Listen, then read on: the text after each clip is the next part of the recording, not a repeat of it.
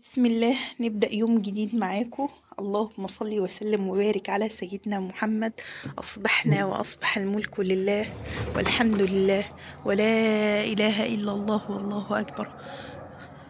اللهم بك أصبحنا وبك أمسينا وبك نحيا وبك نموت وإليك النشور. هنبدأ إن شاء الله يوم جديد معاكم. حبيت أوريكم المنظر الجميل ده والجو بعد ما صيفي عندنا، يا رب كده تكون دايما صافية، لأن فعلا تعبنا الأيام اللي فاتت كتير جدا من شدة السقعة، وكمان من شدة الشتاء والشوارع اللي متبهدلة. الحمد لله على كل حال، بس فعلا يعني احنا بنتمنى يروق الحال يا رب. اه والحمد لله الحمد لله على نعم ربنا سبحانه وتعالى علينا. الحمد لله. ربنا يا رب يفك كرب المكروبين وهم المهمومين يا رب، يا رب، ويعين أهل سوريا ويعين أهل تركيا يا رب، يا رب يعين اخواتنا في سوريا واخواتنا في تركيا يا رب، وينجيهم من كل سوء يا رب. حقيقي فعلا اليومين اللي عدوا دول كانوا يومين صعبين جدا بالمناظر اللي احنا كنا بنشوفها والكرب اللي هم كانوا فيه، فبنقول الحمد لله على نعم ربنا علينا. الحمد لله الحمد لله على كل حال. ان شاء الله نبدأ معاكم يوم جديد ان شاء الله، ونشوف النهاردة هنعمل ايه في يومنا. وصباحكم فل وسعادة وهنا، وصلوا على الحبيب قلبكم يطيب. اللهم صل وسلم وبارك على سيدنا محمد. السلام عليكم ورحمة الله وبركاته.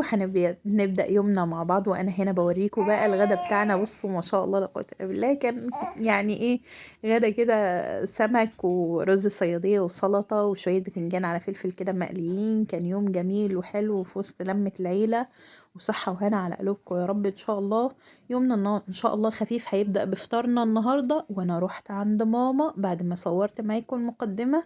تمام. وهنا بوريكم بقى انا جبت عجينة فلافل كده، وابتديت ايه علشان خاطر اعمل الفلافل. اشتريت امبارح فلافل، وكنت بحكي لكم هنا بقول لكم انا اشتريت فلافل امبارح، وكانت اختي عندنا على الفطار، لاني بقالها كام يوم كده عندها مشكلة في المية. فالولاد بقوا يتريقوا عليا: هي دي فلافل يا ماما الهام ولا بلي صغنن؟ ومش عارفه ايه، حاجه صغننه قوي كده، لدرجه ان الفلافل يعني في اخد وفي ما اخدش من صغر الفلافل. جيت تاني يوم قلت لا والله انا مش هروح بقى اشتري نفس الفلافل كده، واحنا كلنا بنحب الفلافل عامه يعني. ماشي. وده شويه فول كده ماما مدمساهم زبده زبده، عاملاهم على السخان، والله حاجه كده وهم ما شاء الله. بصوا بقى الفطار كان يجنن. بصوا بقى ما شاء الله، عملت طبق فول كده بالزبدة وبيض مسلوق، وعملت الفول شوية رشيت عليهم فلفل اسود، وشوية بقى ايه كانوا سادة كده عشان الولاد، والطماطم والمخلل. وهنا الفلافل بصوا احنا بنعملها نص سوا عشان الولاد بيحبوها كده، ومربى من اللي احنا عاملينها. وجينا بقى ونفكر معاكم في الغدا. ابتديت بقى احضر هنا لرز الصيادية بعد ما تبلت السمك. هيجي معاكم كده السمك عملته بالتتبيله بتاعتي اللي هي تتبيله السمك وملح وفلفل. فقلت اعمل الرز الصياديه الاول واسيبه يتشرب على محمر بقى السمك وايه، واظبط الدنيا يعني. سامحونا بقى والله، يعني فعلا احنا ممكن نكون بنتاخر عليكم، بس اهو بنحاول نصور لكم يومنا عامل ايه ومشي ازاي.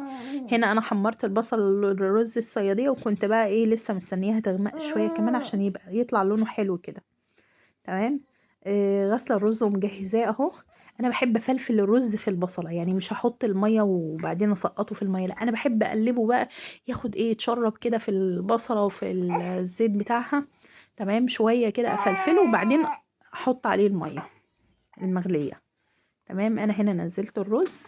ماشي. وبقلب بقى كده ايه الرز بتاعي، وبجد طالعه جميل ما شاء الله لا قوه الا بالله. صحه وهنا على اللي اكله، ويا رب صحه وهنا عليكم لو جربتوا ايه طريقه اكلنا. انا مسرعه الفيديو طبعا عشان مخليش الفيديو طويل عليكم. صلوا بقى على الحبيب قلبكم يطيب. اللهم صل وسلم وبارك على سيدنا محمد. احنا داخلين كده على شهر شعبان، وكل سنه وانتم طيبين. وزحلقنا ريان بقى عند تيتا كده جوه عشان نعرف نسجل لكم الفيديو. ربنا يحرس كل الولاد ويحفظهم يا رب من كل سوء، ويبلغنا وإياكم شهر رمضان يا رب، ويجعل أيامه سعيدة كلها علينا. داخلين على شهر شعبان اهو، كل سنة وانتم طيبين. ويا رب يكون الأيام اللي جاية كلها أيام سعيدة عليكم وعلينا. ويبلغنا وإياكم شهر رمضان والله لا فاقدين ولا مفقودين، اللهم آمين يا رب العالمين. هنا بوريكم الرز اهو بعد ما بدأ يتشرب. هنا السمك طبعا كنت نقعاه ومظبطاه وبعدين حطيت له التتبيلة وسبته بقى وقت، تمام. اتشرب بقى كل التتبيلة اللي انا حطها له، وهبدأ بقى ايه احطه في الدقيق واظبطه كده واجهزه علشان خاطر نحمر الغدا بتاعنا. وطبعا احنا يمكن بنحب الاسماك قوي، من الحاجات اللي بنحبها والولاد كمان بيحبوها، الحاجات اللي بنرشحها دايما. ومع ارتفاع الاسعار يعتبر يعني هو احسن حاجة موجودة دلوقتي ان ممكن نقدر ان احنا نوفرها مثلا في الشهر اكتر من مرة هي السمك. لكن حقيقي الفراخ واللحمة اسعار الله المستعان. معلش طبعا يا جماعة أنا عندي كحة طبعا. شفاك الله عافاك.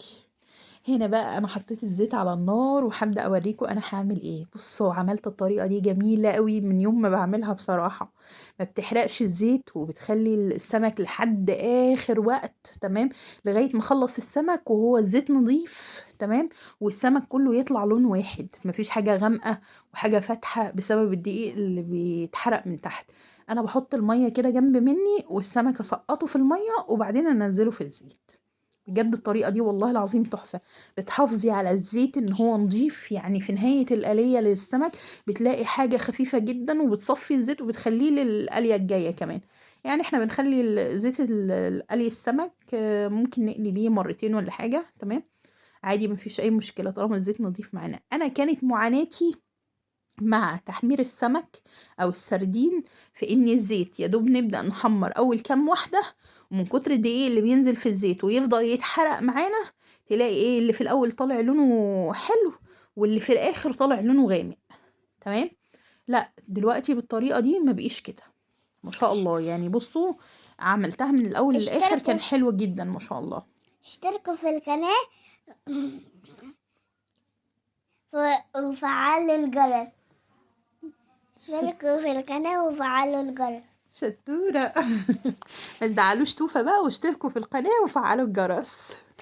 هنا بقى السمك بتاعنا بعد ما جهز، بصوا ما شاء الله صحوانا على قلبكم والله بجد جميل جدا، كان نفسي تكونوا معانا. بصوا الزيت انا بوريهولكم بعد ما خلصت كل كمية السمك وكله طالع لون واحد ما شاء الله، ده تحفة. هنا الغدا بتاعنا بقى كان ايه رز صيادية وسمك وسلطة، وكان عندنا شوية بتنجان وفلفل كده مقليين حطيناهم معاهم، ويا رب صحة وهنا على قلبكم. بصوا هنا منظر السمك ما شاء الله كان مقرمش. يعني انا عايزه اقول لكم اول مره يعني الطريقه دي بتخلي السمك كمان يطلع مقرمش قوي على فكره يا جماعه. اول مره يقولوا لي في البيت مقرمش لدرجه ان احنا مش عارفين نشيل الجلد من اللحمه عشان نقشر للولاد. يعني فعلا طالعه مقرمش جدا والله، يعني ان انت تسقطيه في الميه وترجعي تحطيه في الزيت بتخليه مقرمش. ما تنسوش الاشتراك في القناه وتفعلوا الجرس. السلام عليكم ورحمه الله.